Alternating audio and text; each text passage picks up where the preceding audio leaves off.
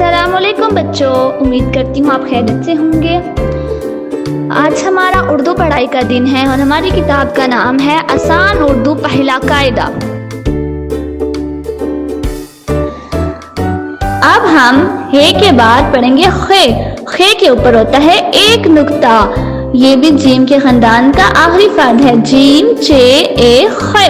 खे की आवाज है खा। खा खरगोश, खा खुबानी, खा खरगोश, खा खरबूजा।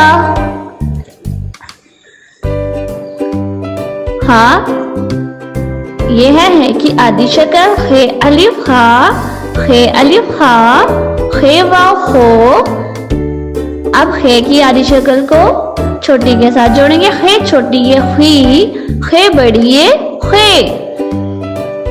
इस सफ़े की आप 3 मरतबा दुहाई करेंगे। शुक्रिया।